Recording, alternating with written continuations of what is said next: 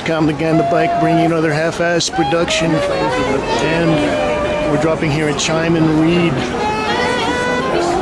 to see an exhibition titled Reinventing Abstraction, New York Painting in the 1980s, and the show is curated by Raphael Rubinstein.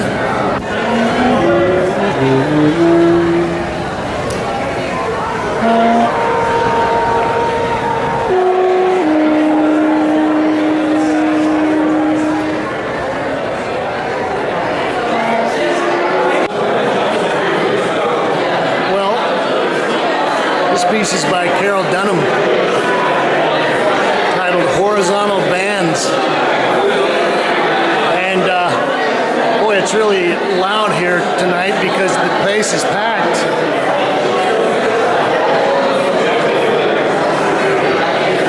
Now this is kind of like the first work that I saw by Carroll long before he started doing his kind of penis-based men and all this other stuff. And this is on wood. Media on pine, 62 by 48 inches.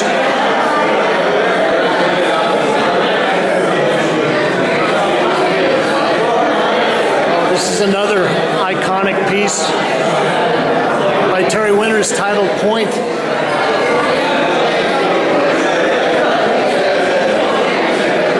Well, I just took a quick run through the show, and this is really like a trip down memory lane. I was a young painter. I came to New York, and this is the kind of abstract work we were looking at. Now, I'm not sure, but I guess there were rumors that Terry was basing a lot of this on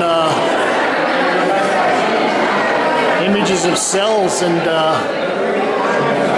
biology illustrations, and a lot of his work that he's doing to this day is kind of based on scientific illustrations. Oil on linen, 102 by 69 inches. And these guys and gals were really shaking up the art world at the time. It's a piece by Bill Jensen titled The Tempest, 1980 to 81.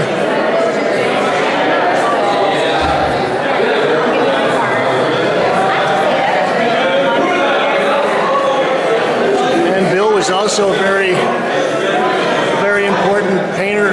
He was one of the people that was working small, but a very impactful effect or an impactful influence on the young painters. I think he was in Barbarossa's Painting of the 80s show. I think maybe the other thing that's great about the show is there are a lot of wonderful artists here. Oh, there's the curator right there, Raphael Rubinstein. David Dow.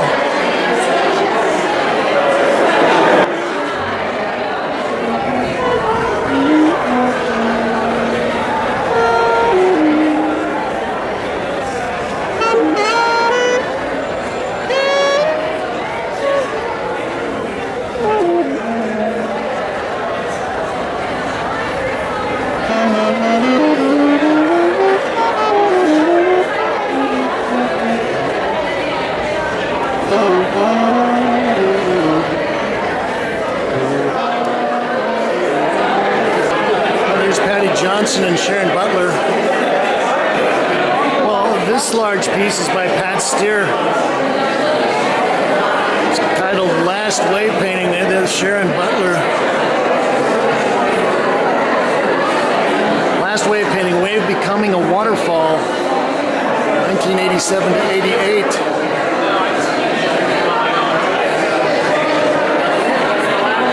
This is 7 feet by 11 feet 6 inches. And I think that this could have been when she started to use a lot of her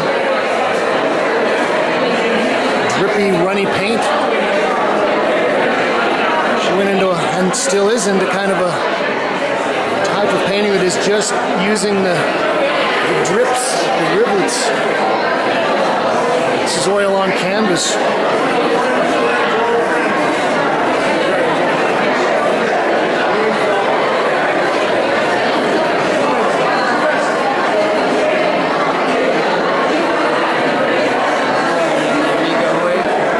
This is a beautiful piece by Elizabeth Murray titled Sentimental Education. And Elizabeth Murray is maybe one of my top 3 or 4 painters of the 80s and the 90s and the early aughts.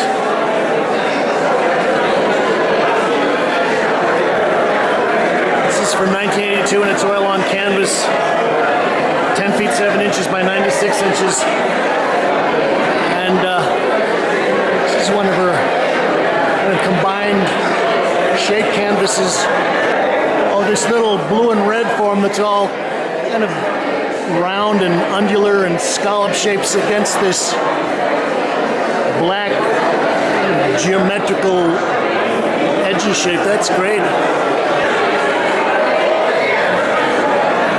Because I'm a painter, I really love to see how these are fabricated and put together.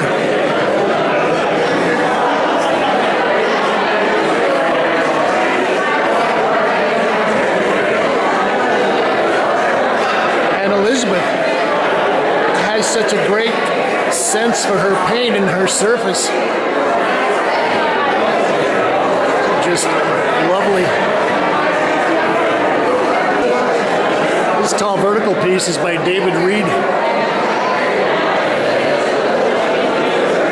This is another cat that was very important to a lot of young painters and still is. It's titled number 230 for Bikoff Fubi. This is oil and alkyd on canvas.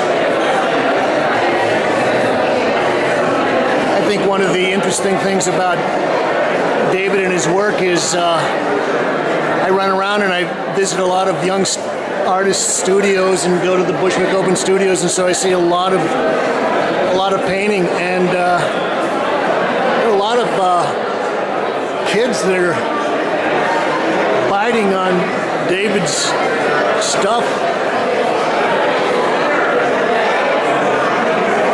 Where it comes from. This is 1985-86. Wow, I was waiting for some ladies to get out of the way so we could take a look at this piece. This is Mary Heilmann, titled Rio Nido. I saw Mary drifting around in here a little while ago. One of the things I like Mary because she's kind of she's very tricky with her painting techniques.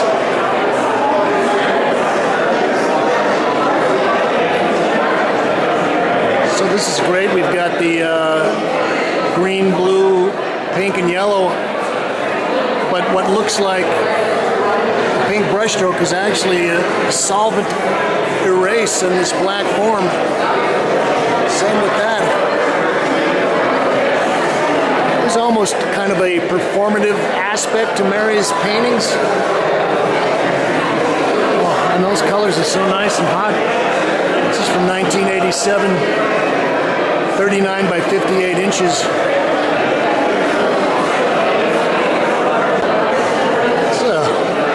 large piece by Jonathan Lasker. It's titled Double Play, 1987. Oil on linen. Oh, hey, there's Peter Frank.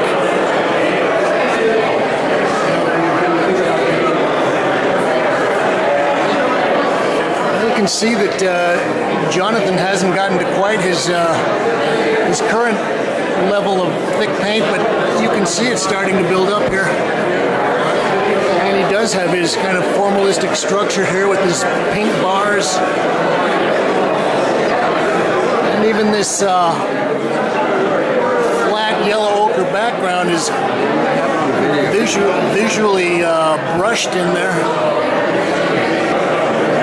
Well, I get the feeling I'd better hurry through the back here because it's getting late.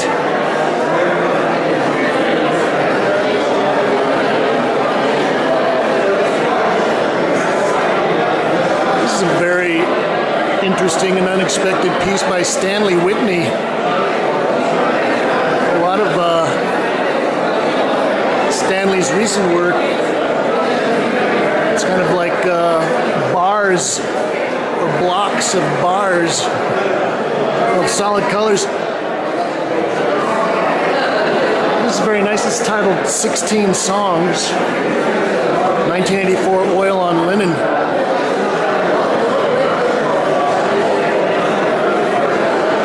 And we still get Stanley's great punchy colors.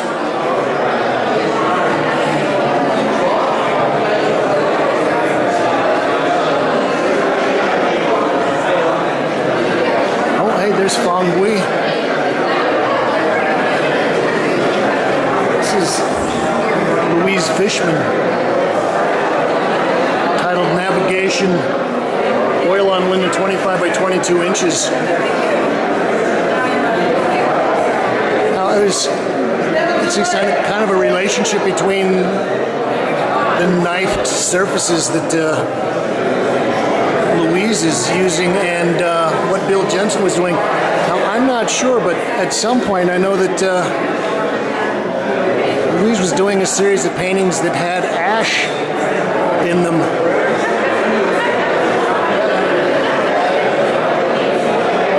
I wonder if this is part of that series.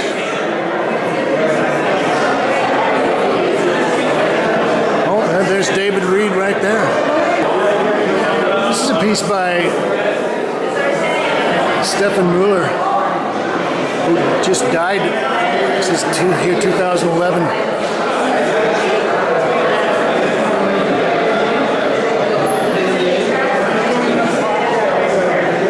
Well, I guess part of the premise of the show was that this generation of artists, I guess, born somewhere between 1936, 1946, 1948, had a very influential effect on abstract painting. This is titled Delphic Hymn.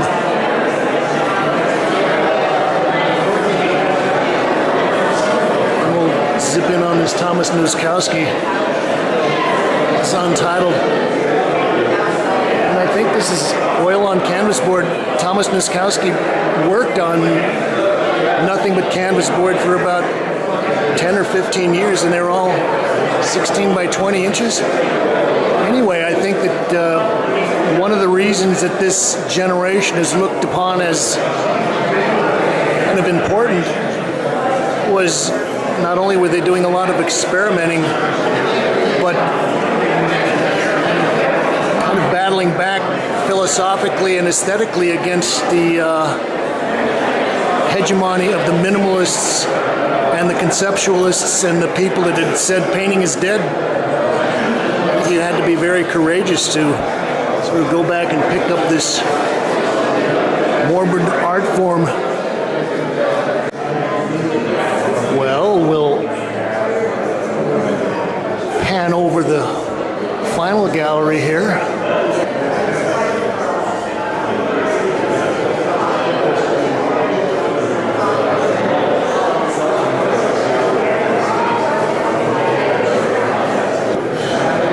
This is Untitled by Gary Stephan, 1985 to 88, acrylic on canvas.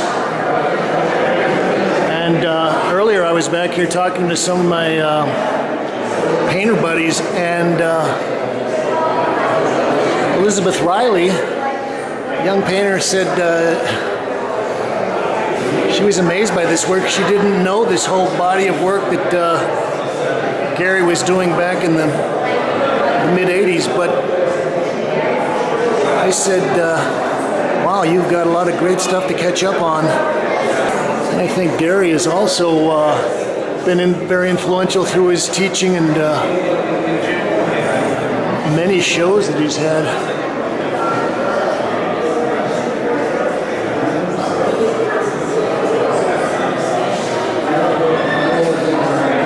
It's a major piece by Joan Snyder titled Beanfield with Music.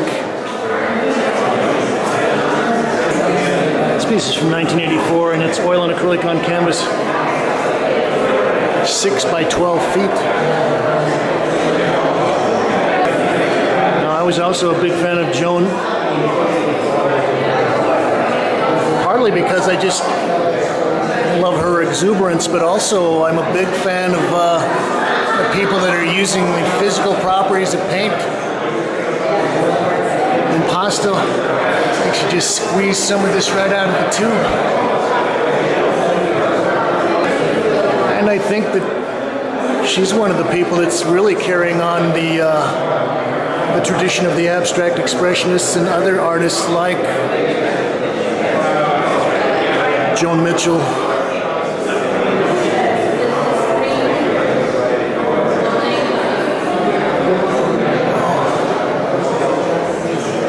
Shot of orange is nice.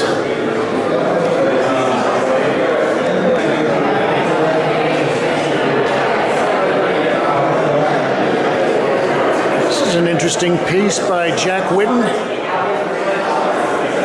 It's titled Red, Black, and Green, 1979 and 1980. It's great. It looks like he kind of combed in the texture, and then these white lines are scraped in. And if I'm not mistaken, I saw this piece in a show at PS1 that was curated by Cecilia Alamani, I believe. It's wonderful. Acrylic and string on canvas, 64 by 64 inches. So there's the strings.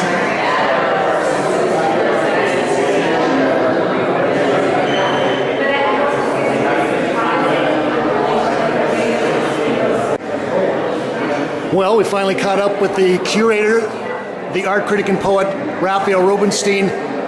I'm going to make it short because I'm sure you're tired, but I know you wrote a great article about neo-expressionism, and that was all happening in the 80s, and now with this show you're taking a look at the abstract painting in the 80s.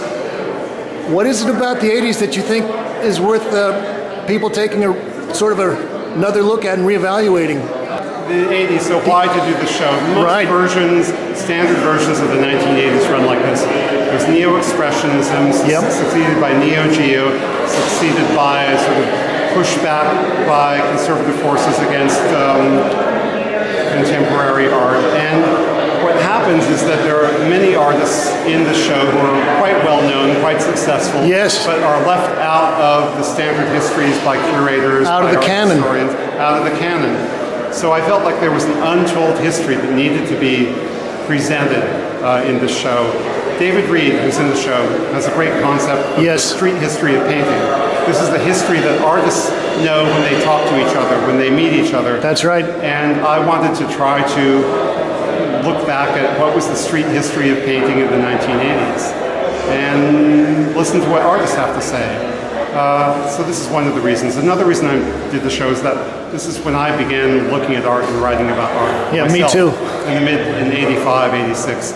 So to go back to a period I actually lived through that's becoming historicized now, going back to it with more information, more objectivity, more experience. And just the passage of time makes you see things differently. It does. And I think there are a lot of young people who've never seen this work, or maybe in reproduction, absolutely. maybe not even in reproduction. There's so much amnesia, and there's such a crowded spectrum of art, and but to be confronted with the actual paintings again is something that needs to happen for people to understand what a particular moment was like. You can't get that from a magazine, you can't get that from a book. And Michael, thank you. Absolutely. Well, the show looks fabulous. You've got some great pieces in here. This was like old home week for me, so thanks a lot, Raphael Rubinstein. And what was the name of your website again? Tell us your... The Silo. The Silo. Okay. Thanks, and congratulations, Raphael. It was a great show. Thank you. So, this is James Kalm reporting on Reinventing Abstraction, New York painting in the 1980s. Here at Heilmann Reed in Chelsea. Thank you, Kate.